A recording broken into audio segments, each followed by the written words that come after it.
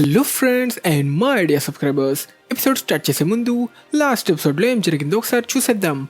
ఆఖరిగా షేకమారు ప్లాన్ ప్రకారమే షింజులని నమ్మించి మోసం చేయడానికి శారదా ఇంకా మిట్సుకి రియోని బోరుటో గురించి చెప్తామంటూ యోడో ఇంకా ఆరాయా దగ్గరికి తీసుకెళ్తే తన స్నేహితుడు షింకీకి అలా జరగడానికి కారణమైన షింజుని తన ఎదురుగా చూడడంతో తన కోపాన్ని కంట్రోల్ చేసుకోలేని యోడో రియు వేసిన ట్రాప్లో ఇరుక్కోవడంతో అందరూ ప్రమాదంలో పడతారు. కానీ రియు ఐరన్ శాండ్ని అడ్డుకోవడానికి ఆరాయా తన శాండ్ సీలింగ్ టెక్నిక్ని వాడి అందరినీ కాపాడతాడు. ఇదే టైంలో మాట్సూరితో పులిహోర కలుపుతున్న కొనహామరు తన ఎదురుగా మోయగి గురించి మాట్లాడడంతో కోపంతో రగిలి మాట్సూరి కొనహామరుని అటాక్ చేస్తుంది. ఎపిసోడ్ స్టార్ట్ చేసే ముందుగా మన ఛానల్ని ఇంతలా సపోర్ట్ చేసి 100K రీచ్ అయ్యేలా చేసినందుకు మీ అందరికీ నా హృదయపూర్వక ధన్యవాదములు. కొంచెం ఎక్కువైంది కదా. నన్ను మన ఛానల్ని సపోర్ట్ చేసిన ప్రతి ఒక్క వ్యూవర్కి, సబ్స్క్రైబర్కి, మన ఛానల్ మెంబర్స్కి కూడా చాలా చాలా థ్యాంక్స్. ఇది చాలాసార్లే చెప్పా, కానీ మీరు లేకపోతే మన ఛానలే లేదు. చాలా గ్యాప్ తీసుకోవడం వల్ల మన ఛానల్ కూడా చాలా డౌన్ అయిపోయింది. మనందరం కలిసి మళ్ళీ దాన్ని పైకి లేపుదాం. ఇకపోతే మీలో చాలామంది వీడియోస్ పెట్టకపోవడంతో సెన్సేకి ఏమైందని చాలానే కామెంట్స్ పెట్టారు.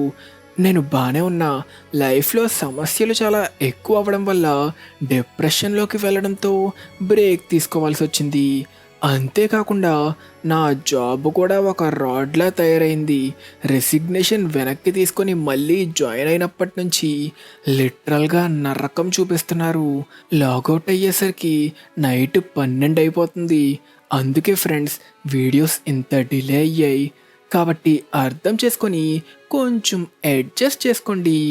Once again thank you so much for your whole hearted support. ఇంకా ఎవరైనా సబ్స్క్రైబ్ చేసుకోకపోతే మిస్ కాకుండా సబ్స్క్రైబ్ చేసుకోండి. ఎందుకంటే లైఫ్లో ఎన్ని కష్టాలు వచ్చినా వీడియోస్ పెట్టడం లేట్ అవ్వచ్చేమో, కానీ పెట్టడం మాత్రం పక్కా. ఇకపోతే చాలామంది బోరుటో 2 బ్లూ వాటెక్స్ చాప్టర్స్ పెట్టమని చాలానే కామెంట్స్ పెడుతున్నారు.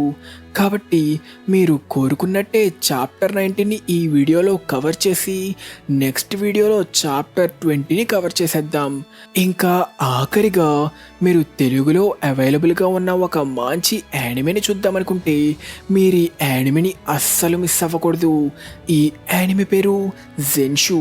ఈ యానిమే రీసెంట్గా 12 ఎపిసోడ్లతో తన సీజన్ 1ని కంప్లీట్ చేసుకొని క్రంచీరోల్లో తెలుగులో కూడా అవైలబుల్గా ఉంది.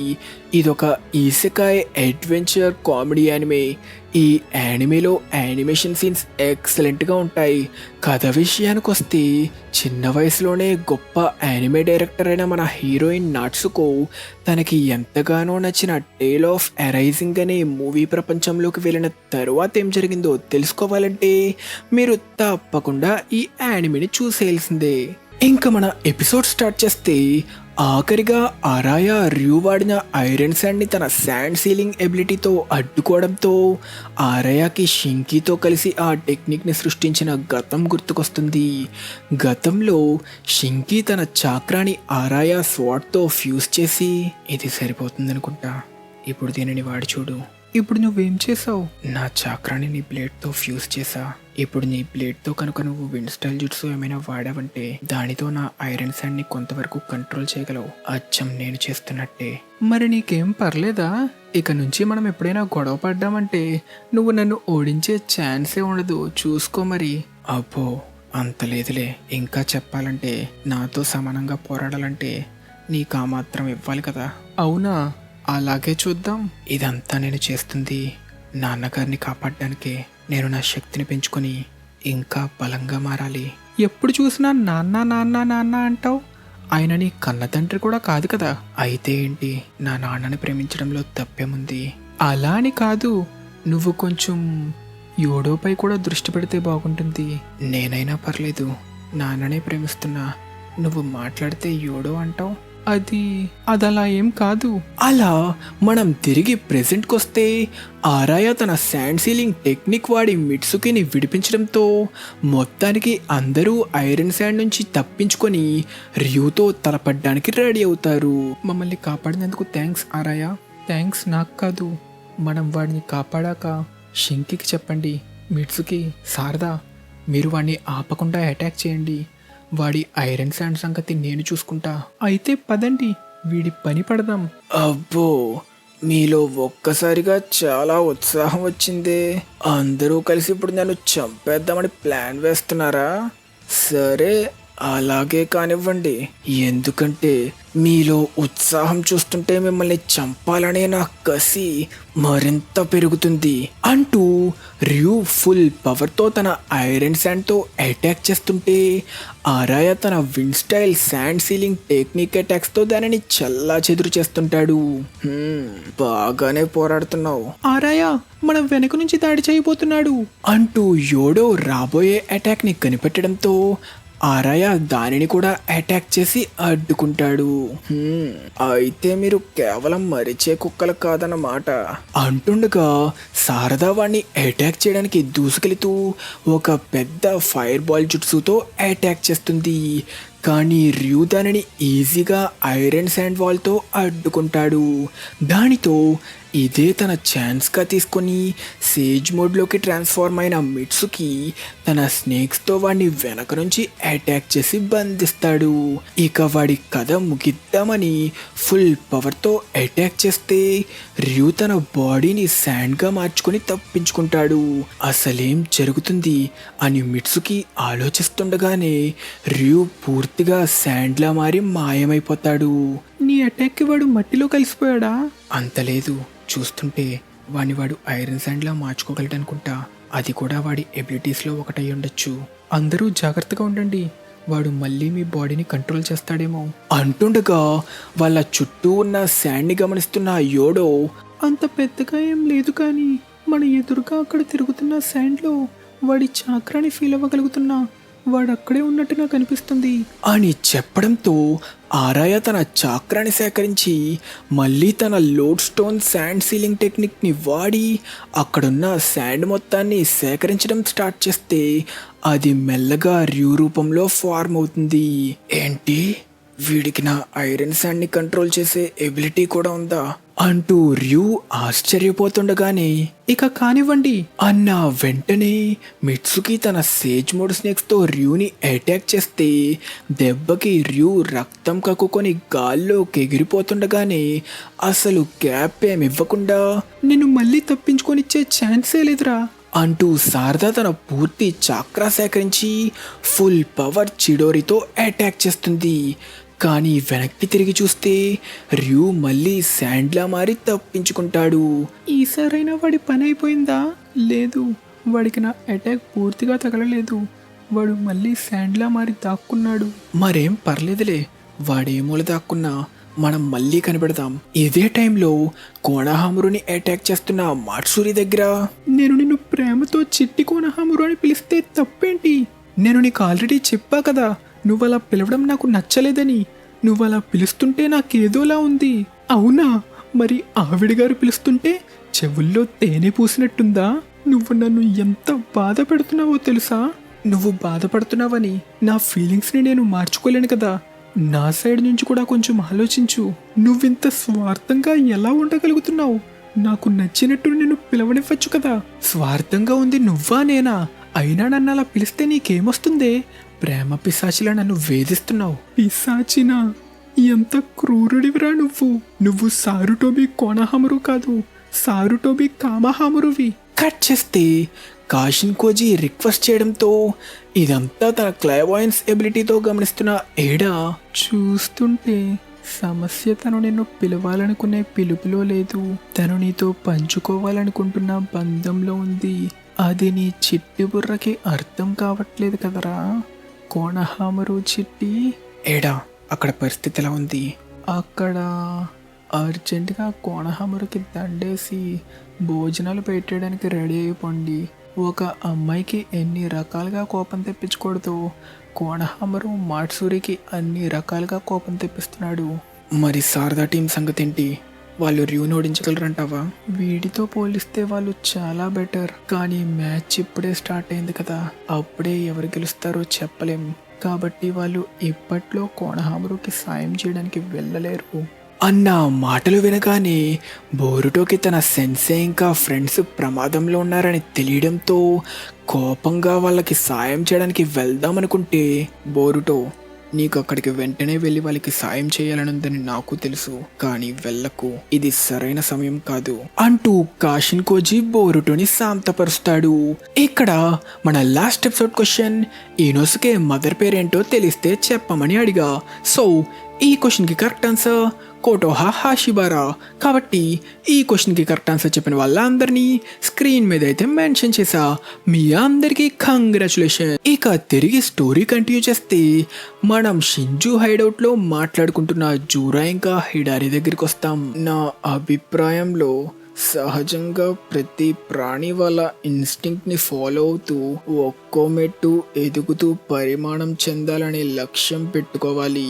కానీ ప్రతి ఒక్కరిలో ఉన్న సామాజిక స్వభావం వల్ల కేవలం మనుషులు మాత్రం కారణాలు చెప్తూ సాకులు చెప్పుకుంటూ వాళ్ళని వాళ్ళు ఆ లక్ష్యాన్ని చేరుకోకుండా బంధించుకుంటారు. ఆలోచించే శక్తి రావడం వల్ల వచ్చిన భయంకరమైన సైడ్ ఎఫెక్ట్ ఇది. దానివల్లే మానవ జాతి ఎంతలా దిగజారిపోయింది. కానీ డివైన్ ట్రీ షింజులైన మనకి అలాంటి లోపమే లేదు. అవునా, పాపం పిచ్చి మనుషులు, కానీ మనకు ఆ లోపం లేదు కదా. అక్కడే ఆగు, నేను చెప్పేది ఇంకా అయిపోలేదు. ఆలోచించే సామర్థ్యం ఉండడం వల్ల వచ్చిన సైడ్ ఎఫెక్ట్ ఆ ఒక్కటే కాదు, ఈ రెండో సమస్య మొదటి దానికి బాబు లాంటిది. దీని వల్ల మన డివైన్ ట్రీ షింజులకి కూడా ప్రాణాపాయం జరగచ్చు. దాని పేరే ప్రేమ. నా తల నిండా నీ గురించే ఆలోచనలు, నాకు పిచ్చెక్కిపోతుంది. అసలు నాలో వస్తున్న ఈ ఫీలింగ్స్ ఏంటి? చాలా బాధగా ఉంది. అంతేకాకుండా నాకు పిచ్చి లేస్తుంది. ఓయ్ ఆగు, కొంచెం శాంతించు. నాలో ఉన్న ఈ బాధని పోగొట్టడానికి ఒక్కటే దారి, నిన్ను నా ఆహారం చేసుకోవాలి. ఎందుకంటే నువ్వు నాలో కలిసిపోతే నేను ఇంకెప్పుడు ఇలా ఫీల్ అవ్వక్కర్లేదు. గతంలో జరిగింది చూసినట్టే అయితే ఈనోషికాచోలో ఉన్న ప్రతి ఒక్కరూ ఒక ఎక్సలెంట్ షినోబి.